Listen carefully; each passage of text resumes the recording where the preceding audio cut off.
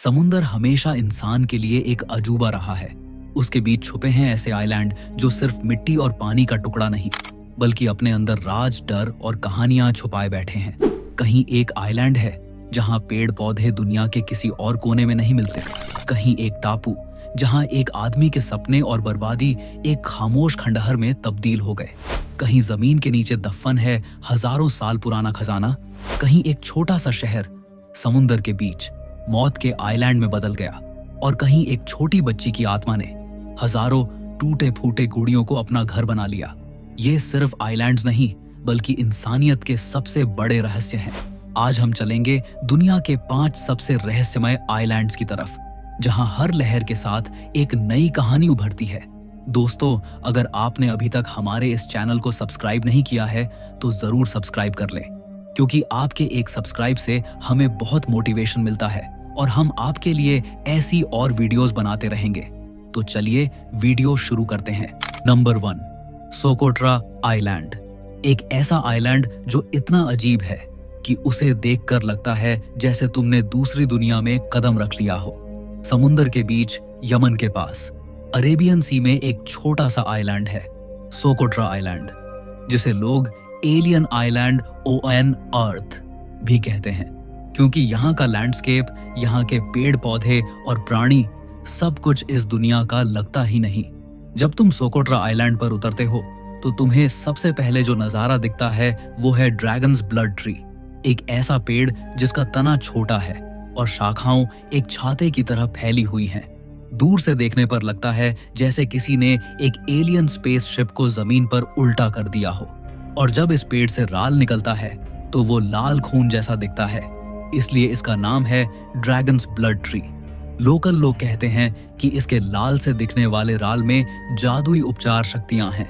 लेकिन ये सिर्फ एक पेड़ नहीं, पूरा आइलैंड ऐसे ही अजीबोगरीब पेड़ पौधों से भरा है जो दुनिया में कहीं और नहीं मिलते। वैज्ञानिक कहते हैं कि सोकोट्रा के 30% से ज्यादा पौधे और जानवर यूनिक हैं, यानी कि पूरी दुनिया में और कहीं नहीं।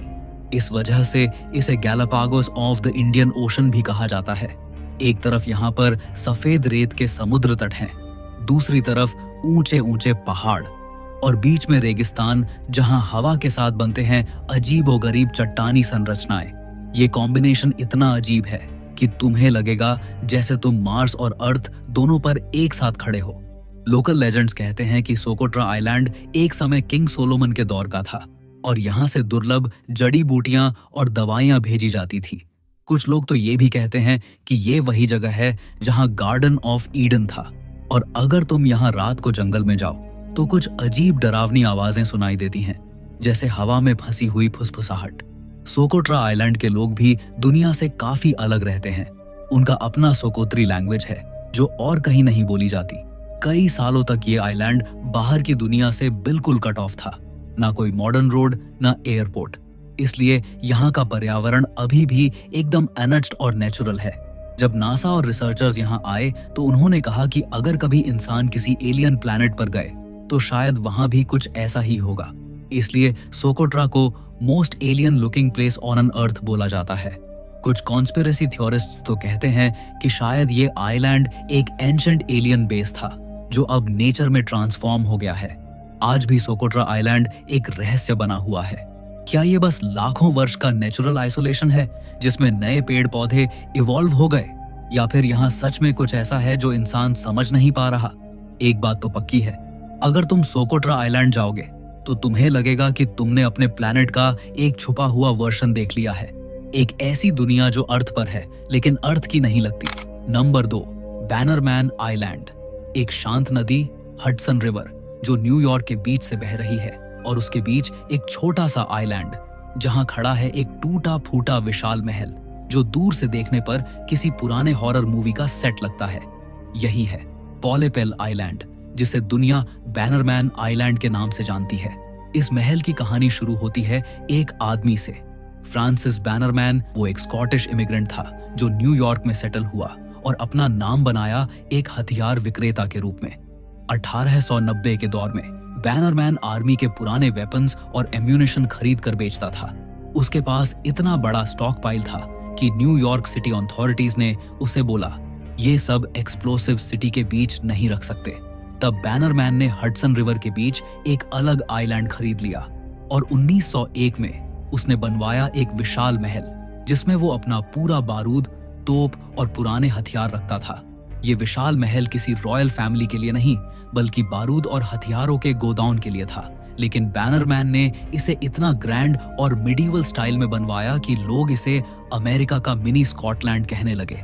महल की दीवारों पर लिखा था बैनरमैन्स आइलैंड आर्सेनल। सोचो, एक पूरा प्राइवेट आर्सेनल जो एक इंसान ने अपनी प्रॉपर्टी में बना लिया। लेकिन इस आइलैंड का राज और डार्क साइड तब सामने आया जब 1920 में एक बड़ा धमाका हुआ। महल के अंदर रखे पुराने गोला बारूद अचानक फट गए और पूरा स्ट्रक्चर काफी हद तक तबाह हो गया। इस धमाके में 200 पाउंड से ज्यादा एक्सप्लोसिव्स उड़े और महल की दीवारों में बड़े बड़े छेद हो गए। लोगों ने कहा यह जगह अब श्रापित हो गई है, और ऐसा ही हुआ। 1940 के दशक में एक और फायर ने बची कुची स्ट्रक्चर को डिस्ट्रॉय कर दिया।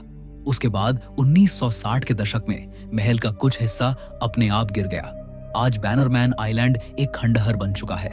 लोकल फिशरमैन कहते हैं कि रात के टाइम आइलैंड के पास से गुजरो तो महल के अंदर से चेन की आवाज, फुटस्टेप्स और कुछ लोगों की चीखने की आवाजें आती हैं।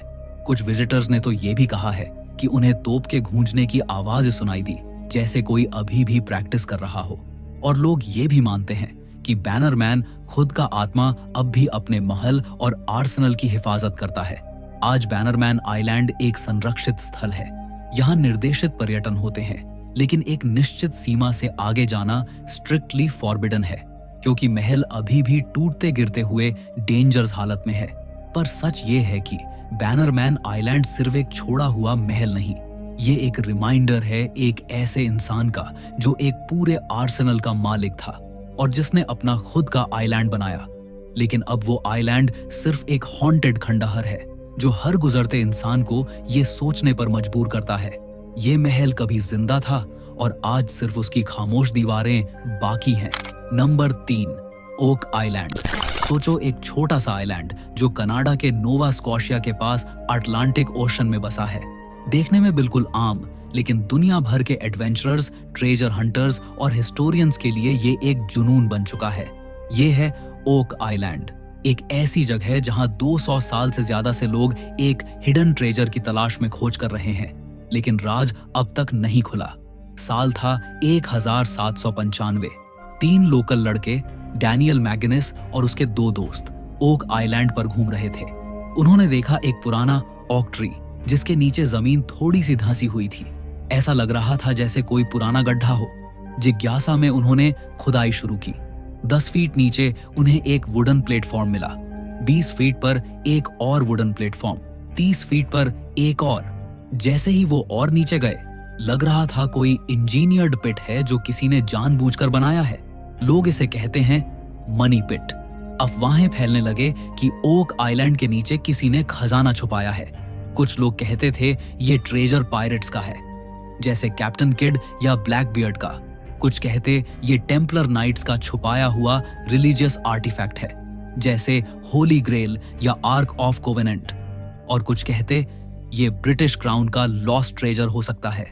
ट्रेजर हंटर्स ने एक्सकेवेशन शुरू की, लेकिन जैसे ही वो 90 फीट के पास पहुंचे, अचानक गड्ढे में पानी भरने लगा। समुंदर का पानी किसी हिडन टनल से पिट में आने लगा और एक्सकेवेशन इम्पॉसिबल हो गया। तब से लेकर आज तक जितने भी लोग खुदाई करते हैं, एक ही समस्या आती है, पानी के फ्लड टनल्स। लगता है जैसे जिसने भी ट्रेजर छुपाया था उसने एक ऐसा ट्रैप सिस्टम बनाया था जो ट्रेजर को आसानी से निकलने ही नहीं देगा।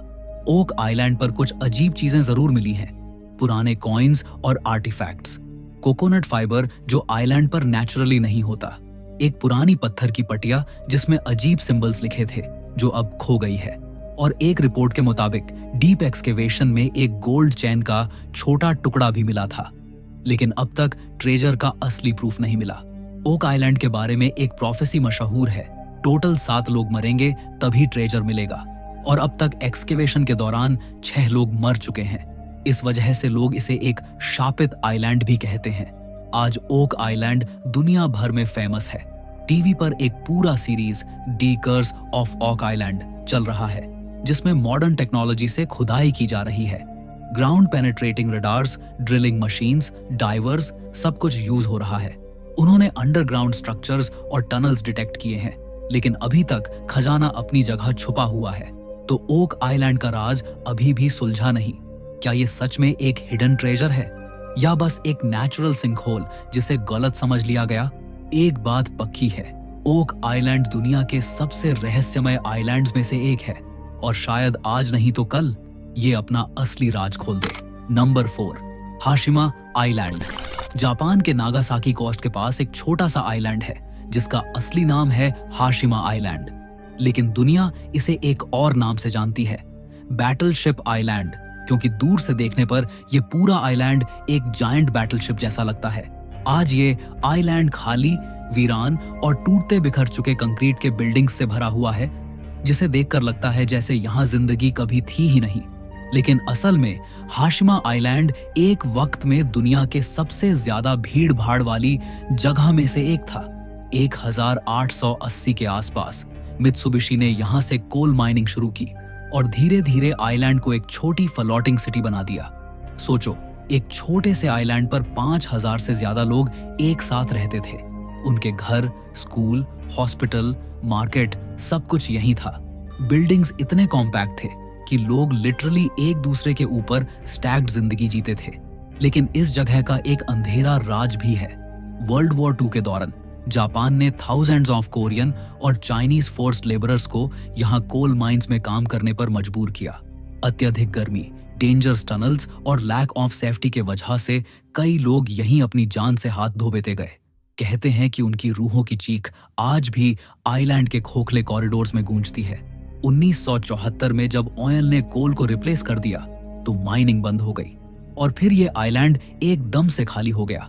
लोग सब कुछ छोड़कर चले गए। घर, खिड़कियों से लटकते कर्टन्स, बर्तन, बच्चों के खिलौने, सब वही रह गए। धीरे धीरे समुद्री हवा और तूफानों ने बिल्डिंग्स को तोड़ना शुरू कर दिया और हाशिमा एक घोस्ट सिटी बन गया। आज ये island UNESCO world heritage site है और कभी कभी टूरिस्ट्स को यहाँ आने दिया जाता है। लेकिन दिलचस्प बात यह है कि कुछ लोकल्स कहते हैं अगर आप रात के टाइम आइलैंड पर जाओ तो आपको फुटस्टेप्स, माइनर्स की चीख और बच्चों की रोती हुई आवाज सुनाई देती है, जैसे पुरानी जिंदगी अभी भी यहाँ की दीवारों में बस चुकी हो। हाशिमा एक ऐसी जगह है जो एक तरफ मॉडर्न इंडस्ट्रियल वर्ल्ड का सिंबल है और दूसरी तरफ ह्यूमन सफरिंग और हॉन्टिंग मेमोरीज का एक भयानक reminder. Number 5, the island of the dolls. Mexico के जोचिमिल्को कैनाल्स के बीच एक छोटी सी चनाम्पा है, एक छतरी सा बना हुआ जमीन का टुकड़ा जिसे लोग कहते हैं Isla de las Munecas, the island of the dolls.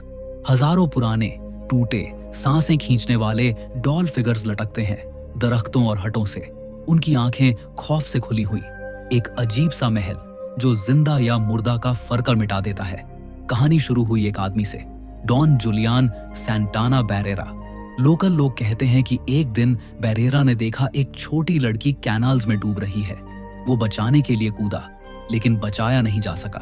अगले दिन बैरेरा ने एक डॉल देखी जो पानी पर तैर रही थी, शायद उस लड़की का खिलौना हो। उसने उस डॉल को उठाया और एक ट्री पर लटका दिया, एक श्रद्धा और याद के रूप में। लेकिन यहीं से शुरू हुआ है सब कुछ स्ट्रेंज। बैरेरा ने डिसाइड किया कि उस लड़की की आत्मा को शांत करने के लिए कुछ करना होगा। हर दिन, हर हफ्ते वो पुराने डॉल्स कलेक्ट करने लगा, ट्रैश बिन से ढूंढ ढूंढ कर, फ्रेंड्स या जान पहचान से। ब्रोकन लिम्ब्स वाली, बिहेडेड डॉल्स, टैटर्ड ड्रेसेस, खोखले आंखों वाली खिलौने। उन डॉल्स को वो दरख्तों की शाखाओं और हट्स के आसपास लटकाता। उनके अंदर एक श्रिल खामोशी थी और बैरेरा मानता था उन डॉल्स में लड़की की आत्मा है, या कम से कम उसकी यादों का एक रिफ्लेक्शन। 50 सालों तक बैरेरा ने अपनी जिंदगी का एक बड़ा हिस्सा इस डॉल ऑफरिंग में लगा दिया। रात के वक्त उन डॉल्स की आंखें हल्की सी हिलती हैं, कुछ कहते हैं कि हरकतें करते हैं, लिम्स हिलने, हेड्स थोड़ी सी घूमने की, फुसफुसाते सुनाई देते हैं, पहले हल्का फिर थोड़े जोर से, जैसे बच्ची कॉल्स या मरमर। कुछ विजिटर्स ने क्लेम किया कि उन्हें आवाजें मिली थी जैसे मेरी डॉल दो या वापस लाओ मुझे मेरा डॉल। डॉन जुलियान खुद कहता था कि उसे नहीं शांत रहने देती वो आत्मा। 2001 में बैरेरा 80 साल का था। कहते हैं कि उसकी मौत हुई पानी में, उसी कैनाल के पास जहां लड़की डूबी थी। एक अजीब संयोग लगता है, उसका भूतपूर्व दिल एक कहानी बन गया। उसके मरने के बाद भी डॉल्स वहीं लटकती रहे। उसका पूरा घर, ड्वेलिंग्स और हट्स एक म्यूजियम जैसा बन गया है। विजिटर्स आने लगे, thrill seekers, paranormal lovers, tourists. अब आइलैंड एक टूरिस्ट अट्रैक्शन है। बोटिंग टूर्स होते हैं जोचिमिल्को कैनाल से। लोग फोटो खींचते हैं, वीडियोस बनाते हैं, डेयर करते हैं। कई लोग कहते हैं डॉल्स हटाए गए या रिप्लेस किए गए हैं, असली डॉल्स कम हो गए हैं। कई टूर्स फेक इस्ला दे लास मुनियकास तक ले जाते हैं, जहां डॉल्स आर्टिफिशियल या नई लगती हैं। क्या लड़की वाकई थी? क्या उसकी आंखें देखी गई घर वालों ने? कितने डॉल्स असली हैं और कितने कॉमर्शियली या लेटर ऐड हुए? आत्मा वाकई वैसी एक्टिव है जैसे लोग कहते हैं, या ये सिर्फ लोनली मैनर्स गिल्ट और फोकलोर का रिजल्ट है? डॉल मूवमेंट और विस्पर्स जैसे क्लेम्स कितने साइकोलॉजिकल इफेक्ट हैं? ये आइलैंड ना सिर्फ डॉल्स का एग्जीबिशन है, बल्कि एक आदमी के रिमोर्स और बिलीफ का मॉन्यूमेंट है, जो चाहता था कि एक आदमी की मौत का खामोश सफर कुछ शांत हो, या कम से कम यादों में जिंदा रहे। और जब तुम दरख्तों से झूलते हुए डॉल्स के बीच से गुजरते हो, तुम्हें लगेगा कि कोई नजर है तुम पे, कोई आवाज है तुम्हारे पीछे, कहीं अंधेरा, कहीं खामोशी। ये आइलैंड सिखाता है कि इंसान का दिल कितना गहरा गिल्ट, कितना बिलीफ और कितना डर छुपा सकता है।